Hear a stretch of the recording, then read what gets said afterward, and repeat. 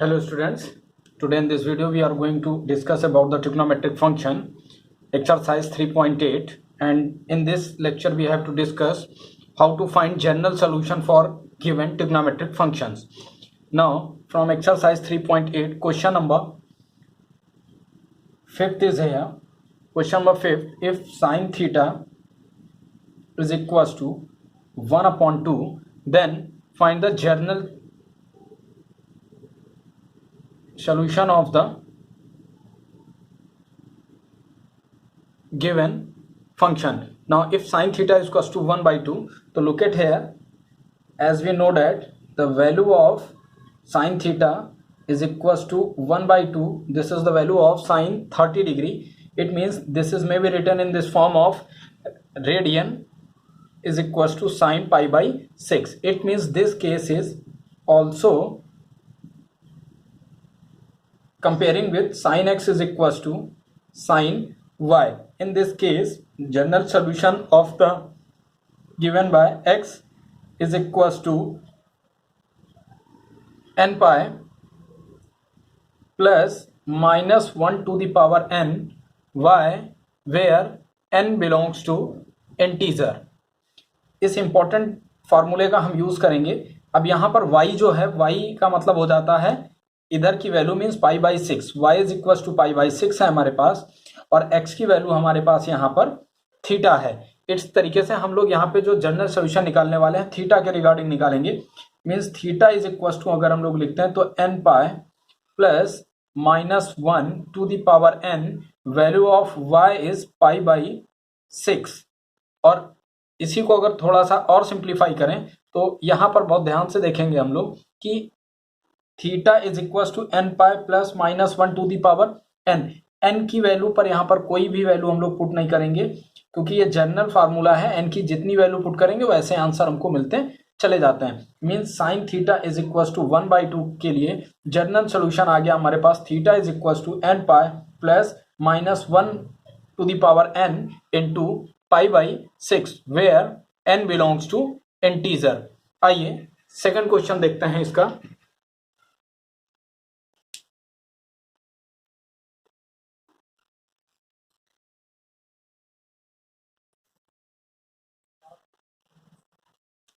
Now question number 6 is, if cos theta is equals to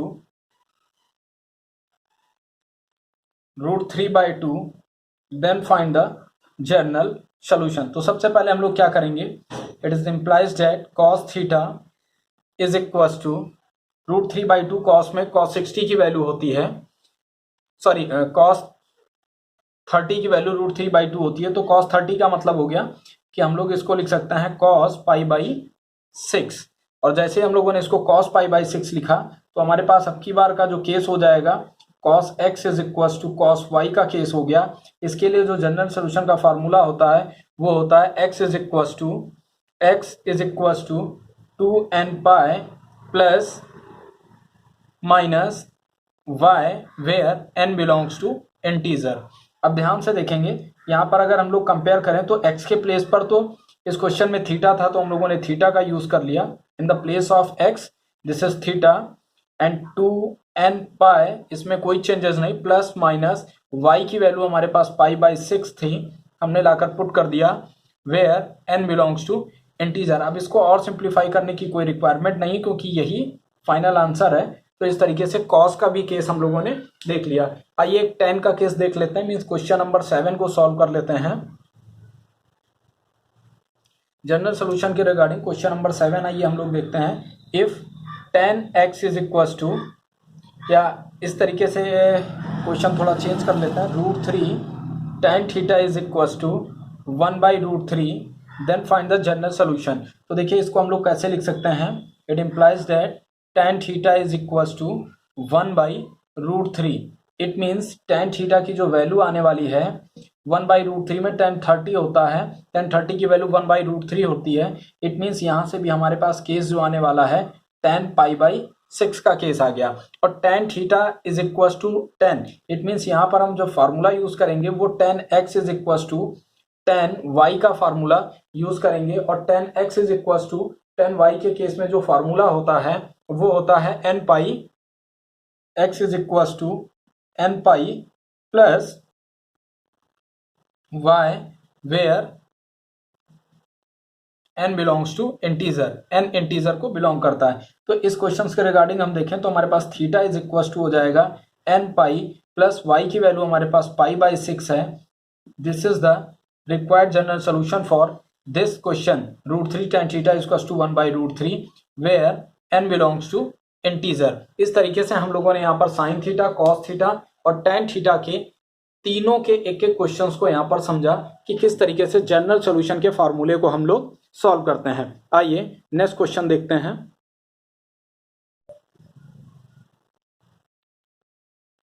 question number 8 है 4 sin square theta is equal to 3 then find the general solution. It is implies that sin square theta is equal to 3/4। It means sin theta is equal to √3/2। हम कह सकते हैं कि sin theta is equal to, यहाँ पर value हमारे पास होने वाली है sin 60 का मतलब हो गया कि पाई/3। अब हम लोग इसको कंपेयर करेंगे sin x is equal to sin y से, तो हमारे पास x इज इक्वल टू आ जाएगा n pi plus -1 to the power n y where n belongs to integer. ध्यान से देखेंगे x के प्लेस पर थीटा था तो थीटा ले लिया, n pi plus -1 to the power n और y की वैल्यू हमारे पास पाई/3 है तो हमने पाई/3 लाकर पुट कर दिया। तो हमारे पास n बिलोंग्स टू इंटीजर की कंडीशन को भी फॉलो करना था। Now required answer is n pi plus -1 to the power n पाई/3 which is the required answer for this question. आइए नेक्स्ट क्वेश्चन देखते हैं हम लोग। Question number 9। If question number 9, if cos square theta is equals to 1/4, then find the general solution. Now it implies that cos theta is equals to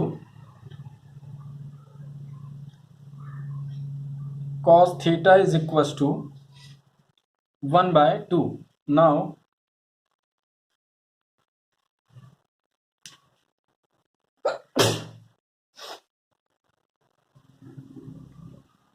cos theta is equal to cos 60 की value 1/2 होती है, it means पाई/3 आ जाएगा। और हम लोग compare करेंगे cos x is equal to cos y से, तो हमारे पास वैल्यू निकल कर आती है x is equal to 2n pi plus minus y where n belongs to integer. 2n plus pi plus minus y where n belongs to integer. In this way x is equals to 2n pi plus minus pi/3 where n belongs to integer. अब इस case में एक चीज और समझेंगे, अगर pi/3 के regarding हम देखें तो pi/3 फर्स्ट क्वाड्रेंट में है। फर्स्ट क्वाड्रेंट में cos पॉजिटिव वैल्यू गिवन कर रहा है, तो किस क्वाड्रेंट में और पॉजिटिव वैल्यू होगी तो इसको भी हम लोग माइंड में रखेंगे तो अच्छा रहेगा। आइए नेक्स्ट क्वेश्चन देखते हैं। क्वेश्चन नंबर 10 है हमारे पास। Question number 10, if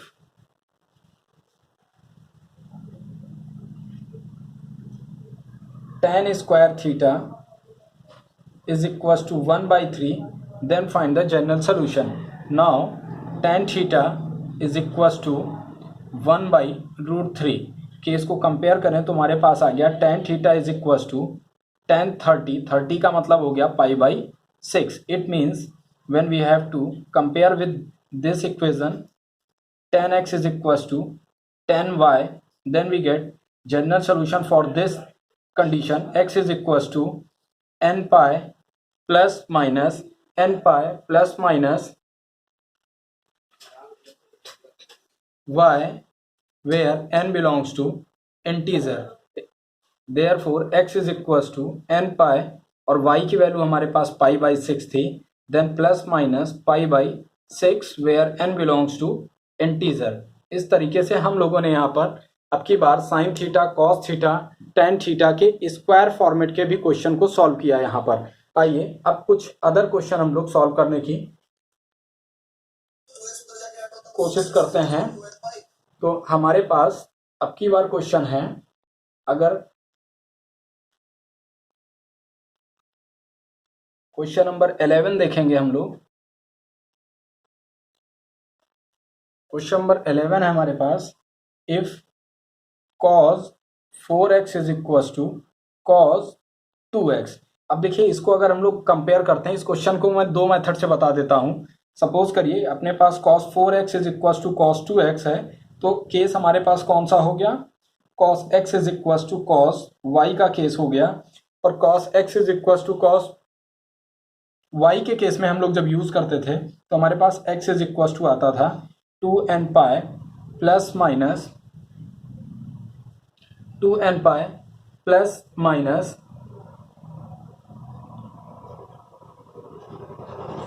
y where n belongs to integer. इस केस को हम लोग यहाँ पर देखते थे। एक ये फर्स्ट मेथड से सॉल्व करने की कोशिश कर रहे हैं जो अभी तक हम लोग पढ़ते हुए आए हैं।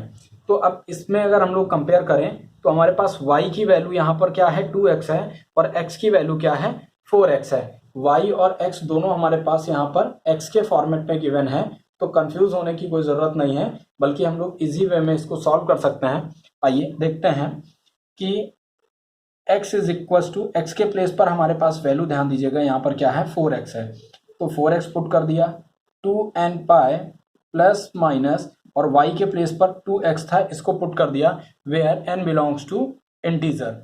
सॉल्व करते हैं तो देखिए 4x, अगर हम लोग फर्स्ट केस में ले लेते हैं केस 1, सबसे पहले यहाँ लिख लेते हैं केस 1, और केस 1 में हम लोगों ने ले ली पॉजिटिव वैल्यू, क्योंकि यहाँ प्लस माइनस 2 है तो सबसे पहले हमने पॉजिटिव वैल्यू को कंसीडर किया।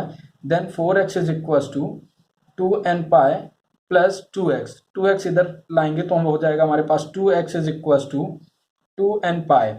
Now x is equal to 2n pi upon 2, then we get x is equal to n pi. एक आंसर हमारे पास ये आ गया। ठीक, सेकेंड टाइम जब हम लोग यहीं पर इसको नेगेटिव केस में लेंगे, मीन्स सेकेंड केस, केस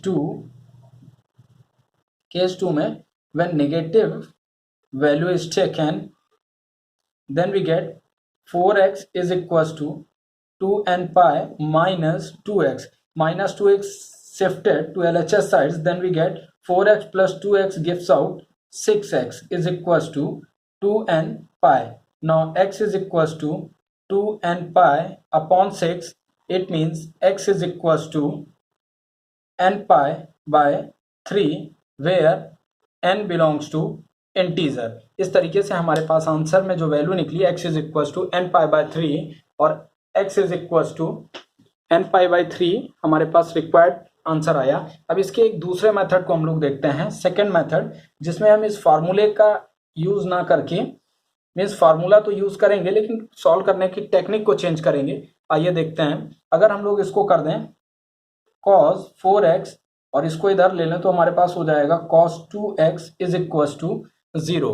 अब अगर हम लोग इसमें cos c plus cos d का फार्मूला लगा दें तो हमारे पास cos c plus cos d का फार्मूला सॉल्व करके आ जाएगा -2 साइन 4 to 6 by 2 करेंगे तो 3x हो जाएगा, इंटू साइन 4 माइनस 2 हो जाएगा, और 2 को 2 से डिवाइड करेंगे तो x हो जाएगा। Now -2 sine 3x dot sine x is equal to 0। और हम अब यहाँ पर कंपेयर करें तो हमारे पास दो तरीके की वैल्यू आ रही, एक तो -2 डायरेक्टली 0 चला जाएगा, मीन्स हमारे पास केस हो जाएगा sine 3x into sine x is equal to 0। First case में हमारे पास आ जाएगा sine 3x is equal to 0। अब फिर से अपना पुराना क्वेश्चन हो गया कि sine 3x is equal to 0 means sine 0 की वैल्यू है। इट मीन्स यहाँ पर अगर हम जनरल सोल्यूशन लिखना चाहें तो हमारे पास आ जाएगा 3x is equal to n pi plus -1 to the power n। y की वैल्यू 0 है तो 0 पुट कर दिया, where n belongs to integer. Solve करते हैं तो हमारे पास 3x is equals to n pi, क्योंकि ये 0 हो जाएगा। Now x is equals to n pi by 3।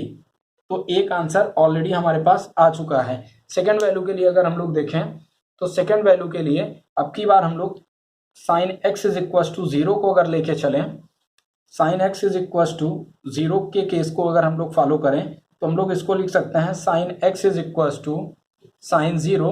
It means general solution आ जाएगा x is equals to n pi plus minus 1 to the power n y where n belongs to integer. लिखते हैं अगर हम लोग तो x is equals to n pi और y की वैल्यू 0 है तो ये पूरा पोर्शन 0 हो जाएगा। हमारे पास केवल x is equals to n pi आ जाएंगे। इट मीन्स इस तरीके के क्वेश्चन को हम लोगों ने यहाँ पर दो मेथड से सॉल्व करने की कोशिश की। आइए नेक्स्ट क्वेश्चन देखते हैं।